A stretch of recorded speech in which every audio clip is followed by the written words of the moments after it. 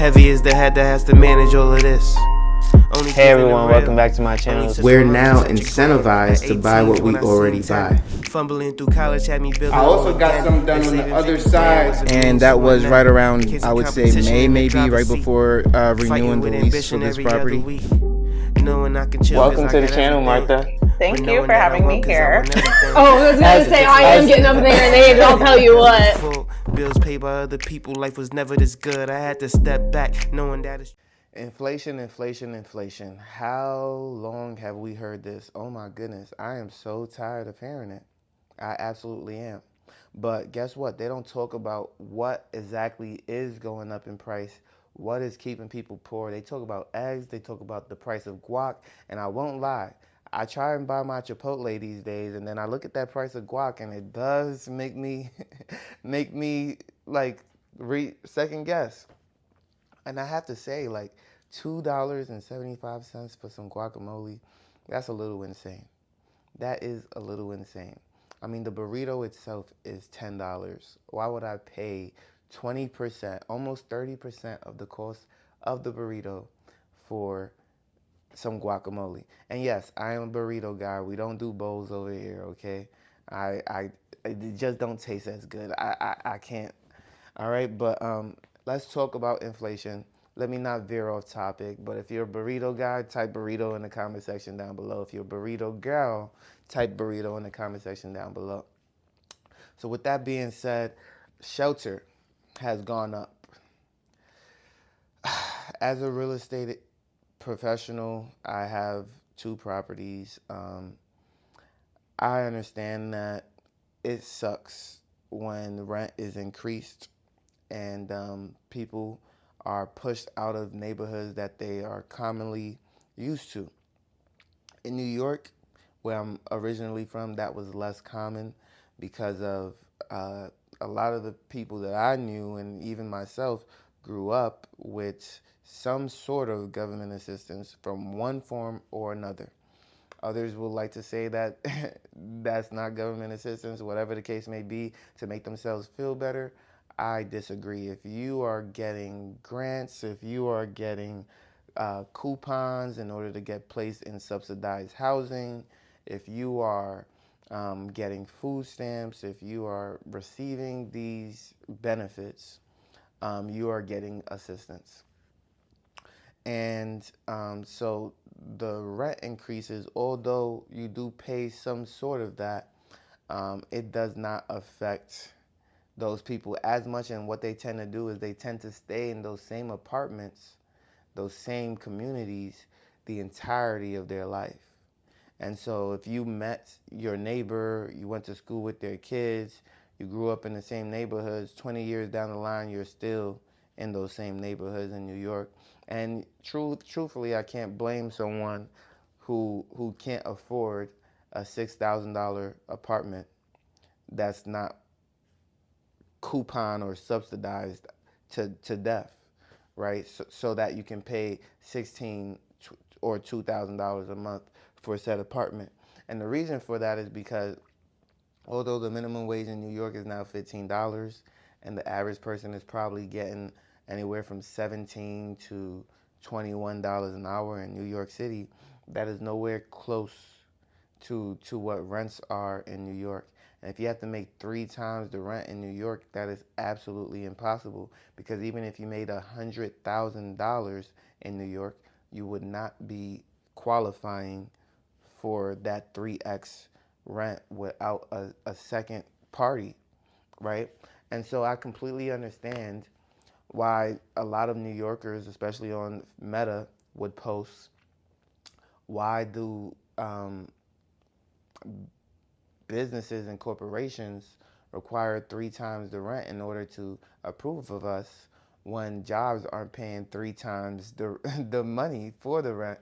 And that's funny, but it's not a job's job to lose money to pay you so that you can live in New York. It's a job's job to make money in order to be able to remain in New York, because let's face it, in order to stay on that land, they're also paying an exorbitant amount. I'm not going to get too much into shelter. Obviously, the price of shelter does go up. Things do break in properties that need to be fixed. If you're living in a property that never gets fixed, is never broken, ask yourself, I mean, it's always broken. Ask yourself, are you getting an increase in your rent? Or are they just milking it and milking it and milking it until it literally deteriorates and falls to the ground? You know, this year I did not increase rents on my tenant. And one of them have fallen possibly on rough times because I've started to receive later and later rents. However, I cannot continue to not increase rents because that leads to the possibilities of things starting to break and fall apart and me being far below market value and still dealing with the headache of having to show up for late rents, right? And so it was all good when things were coming in as they were supposed to, but as circumstances change and situations change, I also have to be aware the older the home gets, the less new it becomes, the more things break, the more things that I have not seen break, I'll eventually have to fix. I'll eventually have to come out of pocket. And at this point, 4, 5, 6 years down the line, you're looking at spending a couple thousands of dollars. So don't think that every month's rent is just money in your pocket. No, it's not. Those are thousands of dollars that will have to be spent to replace flooring, to replace a broken refrigerator, to replace lights fixtures, to clean up the home, maybe even replace carpet if the carpet is bad. And so I look at all of those things and I say, okay, rents do need to be put to market.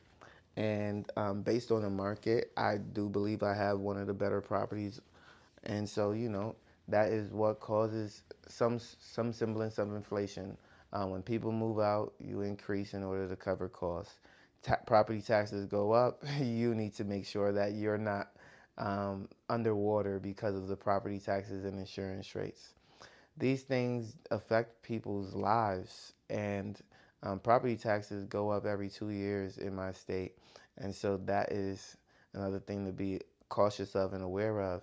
And if you're not cautious and aware of it, you can absolutely fall behind to where the property taxes have outpaced the rents. Yes, that is a thing, and it can happen to you, especially in a place like California, New York.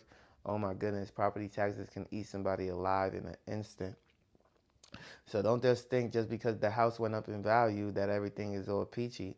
No, you can absolutely be eaten alive by your own property taxes. Um, so the next thing I want to talk about is used cars.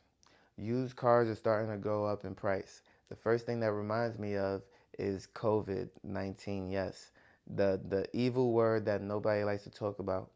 Um, that that's scary. It's scary to hear that used car prices are going up, because that just means that the new car prices are going to stay pretty high as well. And I do want a new car next year, but it's not about me, it's about you.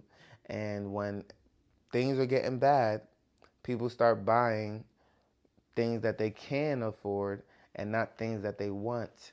And if you want a used car, it is now more expensive because that is what the market is going towards. People are not buying new. Obviously, if inflation is rising on used cars, that means people want used cars, and they're probably going to want the best used car that their money can buy. And if that is the case, there's going to be some demand there that you now have to be taken into account. And so it's very obvious that if the used car market is booming, that means people need used cars. They're selling in those used cars. And with that extra excess money, they're using that to buy top of the line used cars, 10,000, 20,000, 30,000 miles, in order to continue to stay afloat and not worry about any issues or problems that may come with a older model vehicle. And it makes sense. If the used car market is going up, that means people are falling on rough times, but it also means that they still have some cash in order to make wise and economical decisions. And so with that being said, um, If you can wait, you should. If you can't wait, then of course the price of those used cars are going to continue to go up. And unfortunately, supply and demand is the name of the game. And so if the supply is going lower and lower for the used car market, because not a lot of people are going to sell their used car at this time when they need a second vehicle or a primary vehicle, you're going to be competing with those who were late to sell a car that they maybe couldn't afford. And that's very unfortunate, but that is the market that we're in. And then lastly, I wanted to talk about airfare. Airfare has gone up in price. Now, I don't think the demand for airfare has gone up, because I have been on a few planes and they have been pretty empty. But I will say during the summer months, people do like to travel more. And so because of that, I never understood that. I like to travel in the winter because it's cold here and I could be hot somewhere else. But people travel when it's hot to go to somewhere else that's hot. I never understood that. Yeah, maybe it's because when they were in school, they would travel in the summertime, and now they feel as though they can continue to do the same thing. That I understand. But airfare has gone up in the summer months, which makes sense. I expect that to go down in the winter months, which is when I love to travel. But I will say that it is kind of interesting to see that airfare prices have gone up with the price of inflation. Now, granted, just like the real estate market, you want to continue to try and increase things, but I just thought that there would be less demand with everything that's going on in the world, tariffs, negotiations with foreign countries and leaders, Canada not being very supportive right now, trying to go more towards Canadian products than U.S. products, which makes sense with everything that's going on. I'm not blaming them for anything, but you would expect less travel around the world. Maybe these are all interstate trips, like from Chicago to Ohio or Texas to Maine or something like that. I don't know. But I like to travel internationally a lot, so that's what I was kind of more geared towards. But if it is more state to state, then that makes sense why people are still traveling and getting that bang for their buck. So if you think that inflation should have gone up in these areas, I can understand the used cars for sure. I can understand. I think people are struggling, people are losing jobs, and this just makes sense right now to get a used car. And because the supply is running out, the demand is going up. That just makes sense to me. But if you like this video, make sure you leave a like, comment, and subscribe to the channel. Let me know what you think about the inflation right now. Will interest rates drop because of the job market, or will they stay high due to the inflation? Let me know in the comment section down below, and I can't wait to see you in the next one. Peace.